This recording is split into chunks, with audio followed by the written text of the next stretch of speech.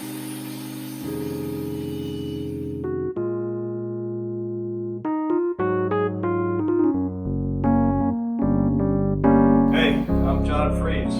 Philadelphia carpenter, and today we're continuing the second day. We're going to finish this platform off that we started.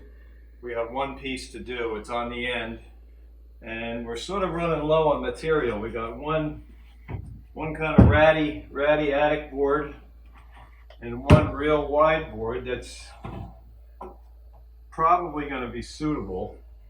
So I think if we cut these up, rip these up, we'll be able to do the last piece we have to do, which is against the wall. And this piece goes underneath the wall. If you notice, it continues. So we're going to have to cut that out. We'll probably cut that out with a Sawzall. Get a nice cut along there. We'll remove that.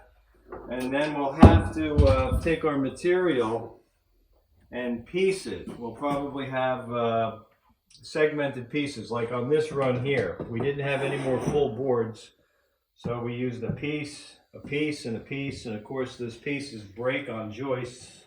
There's a joist here, and there's a joist here on that break. And we'll come back with the pieces we're going to fabricate out of this stuff, and we'll try to stagger those joints so that they don't line up.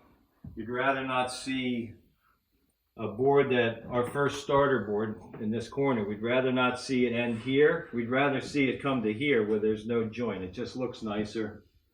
So what we'll try to do is probably get a piece from here to here and a piece from here to there out of these two. And I think we got enough material. In the end, there's going to be a baseboard. This is a piece of 3/4, but you know, it's much higher than we need. But the baseboard comes down on the wall, which gives us about 3/4 of an inch of coverage there.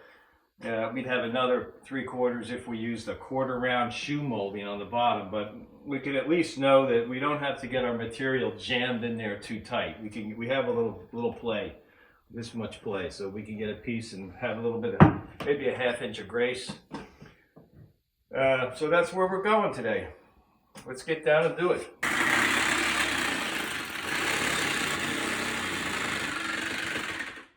I think if we just square this one off, we're still going to have the two pieces with the break right where we were talking about. But we can save this one because it has its groove and there's a tongue here, and we can make use of that as long as we make a nice square cut right here, which we're able to do.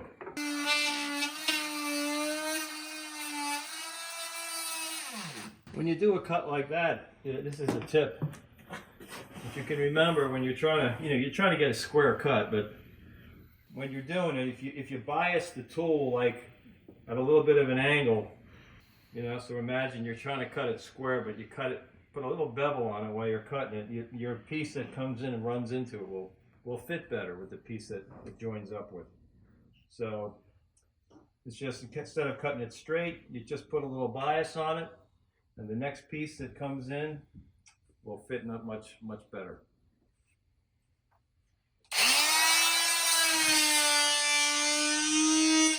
We're coming in with this board here, and we know that the board's just a little too thick, a little too wide. So we're going to use the power planer to take a incremental, like a 1/64 of an inch. So when you use a planer, you want to put the weight on the front of the tool when you come into the piece, and on the back of the tool when you leave the piece, so that you don't end up going like that, because you'll end up cutting the piece in the wrong spot. It'll have a bow in it. On the front of the piece, you want to come in sort of like a plane coming in for a landing.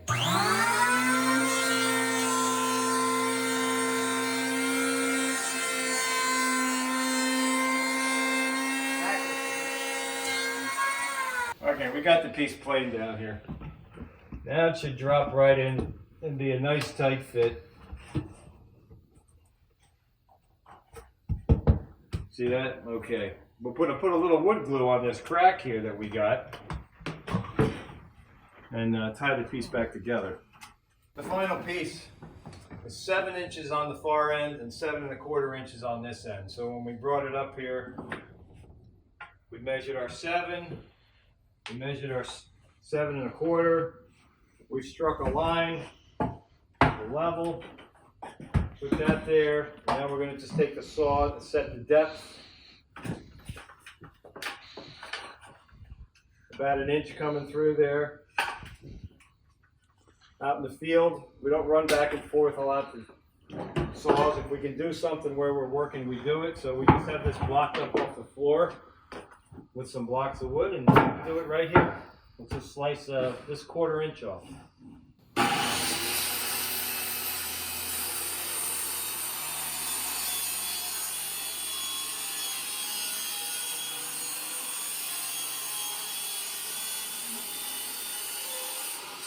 So this should just pop in here now.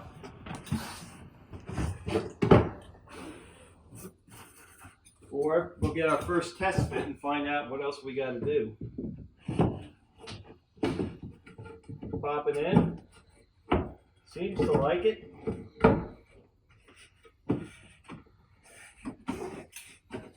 I would say that once this end goes down with a nail, we're going to have exactly what we want. The final piece is a little bit of space between the piece and the wall that will get covered by the baseboard. But after we nail this down, basically we're done with this project. All right, well that completes this this project here, where we're using our heart pine to repair this landing, and it's been fun to share this information. I hope you get something out of it. This is John Freeze, the old Philadelphia carpenter, saying thanks for being with us.